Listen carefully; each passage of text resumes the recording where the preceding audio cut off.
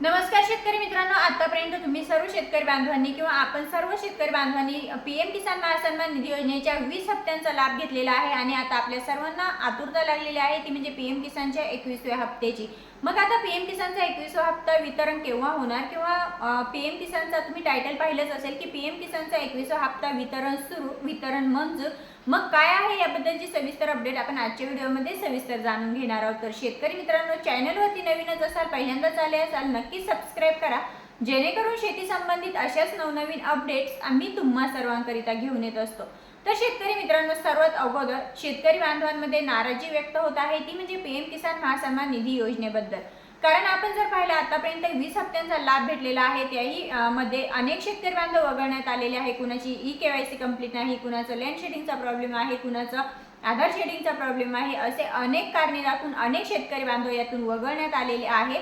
आणि असं असताना तेही आमचा शेतकरी बांधव सहन करत आहे, परंतु असं असताना आज मात्र शेतकरी बांधव अतिवृष्टीमुळे, पूर परिस्थितीमुळे हतबल झालेला आहे। अगदी त्याला काय करावे हे सुचत नाहीये, त्याचे तोंडचा अश्रू सुद्धा, डोळ्यात अश्रू सुद्धा येत नाहीये, कारण एवढी बिकट परिस्थिती झालेली आहे की त्याला काय, त्याच्याकडे बोलायलाही शब्द नाही आणि रडायलाही अश्रू नाहीयेत, अशी बिकट परिस्थिती आज म्हणजे शेतकरी बांधवांची झालेली आहे।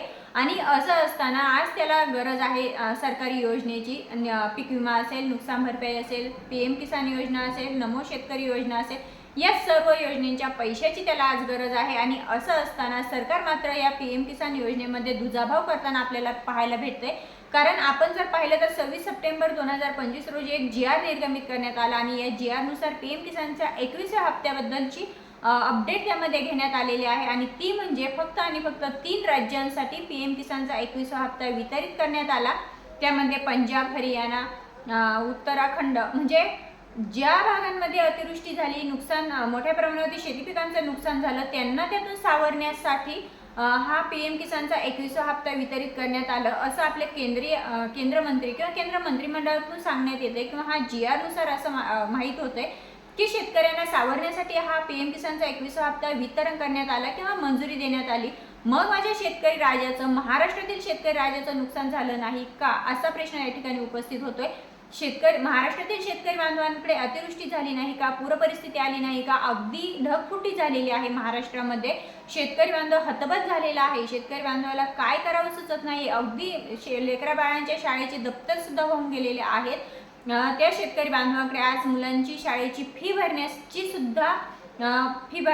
सुद्धा पैसे उपलब्ध नाहीयेत आणि त्याला खायचं काय, सकाळी जर जेवण केले तर संध्याकाळी जेवायचं काय, असा प्रश्न आज माझ्या शेतकरी बांधवाकडे उभा राहिलेला असताना मात्र तुम्ही एका 2 ते 3 राज्यांमध्ये पीएम किसानचा 21वा हप्ता वितरण करता आणि महाराष्ट्रातील शेतकरी बांधवांना मात्र टांगती तलवारच त्यांच्या डोक्यावरती ठेवताय। त्यांचा मात्र कुठेही केंद्र सरकार विचार करत नाही। आज महाराष्ट्रातील शेतकरी बांधवांना नितांत गरज होती पीएम किसानच्या 21व्या हप्त्याची, परंतु आतापर्यंत आलेल्या माहितीनुसार तरी पीएम किसानचा 21वा हप्ता महाराष्ट्रातील शेतकरी बांधवांसाठी मंजूर करण्यात आलेला नाही किंवा महाराष्ट्रातील शेतकरी बांधवांसाठी निधीची तरतूद करण्यात आलेली नाही। मग महाराष्ट्रातील शेतकरी बांधवांचं नुकसान झालं नाही का, महाराष्ट्रामध्ये अतिवृष्टी झाली नाही का, पंजाबमध्ये तिकडे अतिवृष्टी झाली, तिकडे पूर परिस्थिती आली, शेतकऱ्यांचं नुकसान झालं, मग महाराष्ट्रातील शेतकऱ्यांचं काय, असा प्रश्न या ठिकाणी उपस्थित होतोय।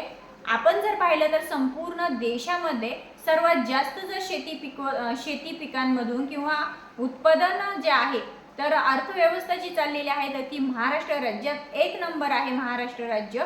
मग महाराष्ट्र राज्यामध्ये शेतकरी जर अग्रेसर आहे प्रत्येक गोष्टीमध्ये, तर मग शेतकऱ्याला त्या योजनेचा लाभ मिळण्यासाठी तो शेवटच्या स्तरावरती का जाऊन बसतोय, हा सुद्धा एक मोठा प्रश्न आहे।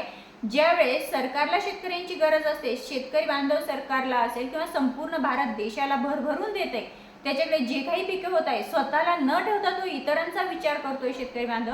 आणि ज्यावेळेस त्या शेतकरी बांधवावरती संकट येते, ज्यावेळेस शेतकरी बांधवाला गरज आहे की शेतकरी बांधवाला साथ देण्यासाठी तुम्ही आज उभे राहा, सरकार मायबाप म्हणून या शेतकरी बांधवांसोबत उभं राहायला हवं, परंतु आज मात्र तसं होताना दिसत नाहीये। आपण जर पाहिलं विदर्भ, मराठवाडा, इकडे एवढं शेतकरी बांधवांचं नुकसान झालेलं आहे आणि असं असताना तिकडे मात्र मंत्रिमंडळ असेल किंवा मंत्री असतील, हे खासदार आमदार जात आहेत, बांधावरती जाऊन फक्त बघतायत आणि आश्वासने देऊन येत आहेत। एकीकडे सांगितले जाते तात्काळ मदत जाहीर केली, तात्काळ मदत शेतकऱ्यांना दिली जाईल, परंतु जर आपण शेतकरी बांधवांना विचारलं तर कुठल्याही शेतकरी बांधवाला मदत पोहोचलेली नाही।